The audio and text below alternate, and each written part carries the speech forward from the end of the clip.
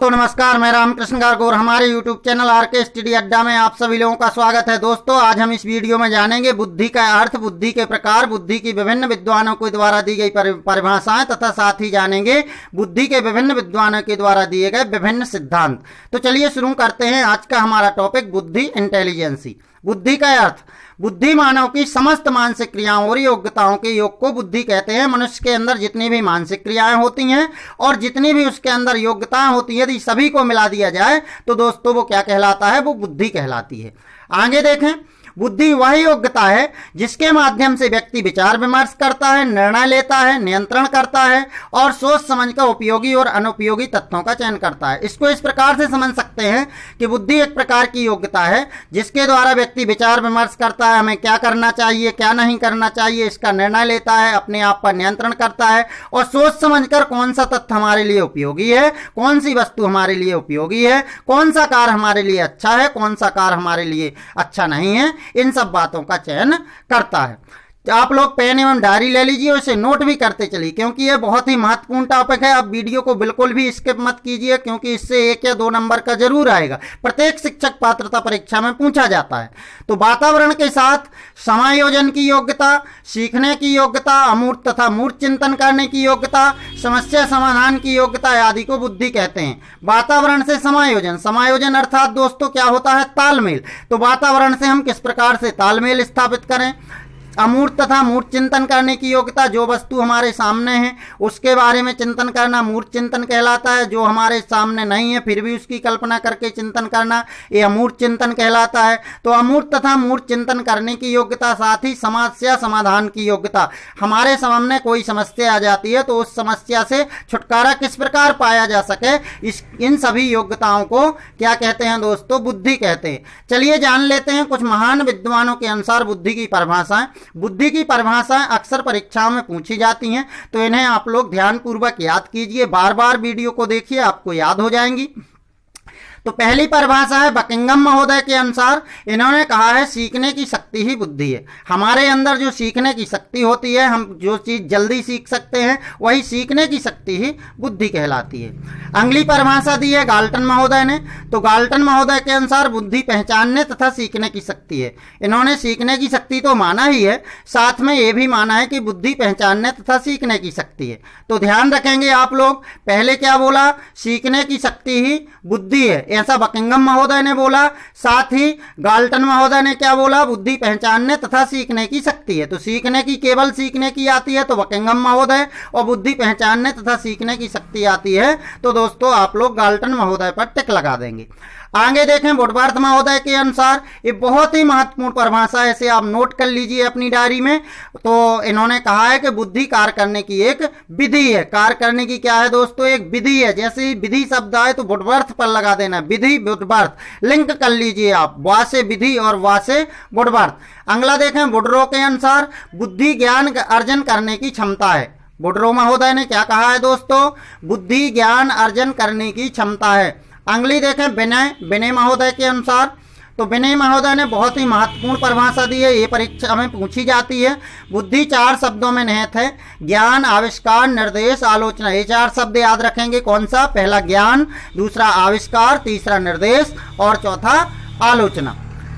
चलिए अगली परिभाषा देख लेते हैं बार्ट महोदय के अनुसार। तो बार्ट महोदय ने क्या कहा है? बार्ट महोदय ने कहा है बुद्धि अच्छी तरह निर्णय लेने, समझने एवं तर्क करने की योग्यता है। हम किस प्रकार से निर्णय लेते हैं, किस प्रकार से किसी बात को समझते हैं और उसमें तर्क किस प्रकार से करते हैं, इन सभी की योग्यता को ही बुद्धि कहते हैं, ऐसा कहा था दोस्तों बार्ट महोदय ने।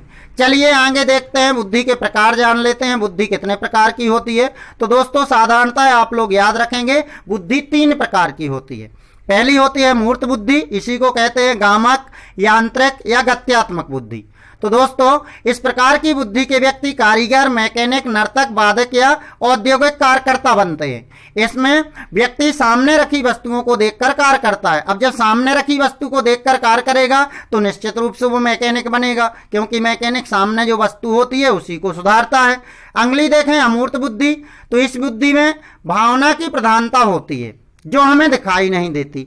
अर्थात इस बुद्धि वाले व्यक्ति कल्पनाशील होते हैं। इस बुद्धि का कार्य सूक्ष्म व अमूर्त प्रश्नों को चिंतन व मनन के माध्यम से हल करना है। इस प्रकार सृजनात्मक भी होते हैं इस प्रकार के व्यक्ति। इस बुद्धि के व्यक्ति डॉक्टर, लेखक, शिक्षक, वैज्ञानिक, कवि, चित्रकार व दार्शनिक आदि बनते हैं, क्योंकि वो स्वयं कल्पना करते हैं, स्वयं समस्या उत्पन्न करते हैं, फिर उसका निराकरण प्राप्त करते हैं। तो इस प्रकार के व्यक्ति वैज्ञानिक, कवि, चित्रकार, दार्शनिक, डॉक्टर, लेखक आदि बनते हैं। ये भी परीक्षा में पूछा गया है कि एक लेखक में कौन प्रकार की बुद्धि होती है। तो दोस्तों इसका सही उत्तर होगा अमूर्त बुद्धि।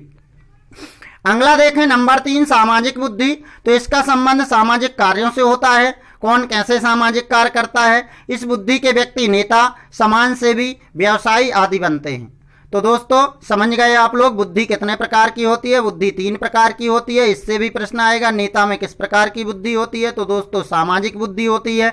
एक नर्तक में किस प्रकार की बुद्धि होती है। तो मूर्त बुद्धि होती है। एक लेखक में किस प्रकार की बुद्धि होती है, या एक वैज्ञानिक में किस प्रकार की बुद्धि होती है। तो दोस्तों उसमें अमूर्त बुद्धि होती है। ये सभी चीजें आप याद रखेंगे, यहां से प्रश्न पक्का आएंगे। अगला देखें बुद्धि के सिद्धांत। तो बुद्धि के कुछ महत्वपूर्ण सिद्धांत मैंने यहाँ पर दिए हुए हैं, इन्हें आप लोग एक एक करके नोट करते चलिए और याद भी करते चलिए। बुद्धि का एक कारक सिद्धांत अल्फ्रेड बिने महोदय ने दिया है। बुद्धि का एक कारक सिद्धांत किसने दिया दोस्तों?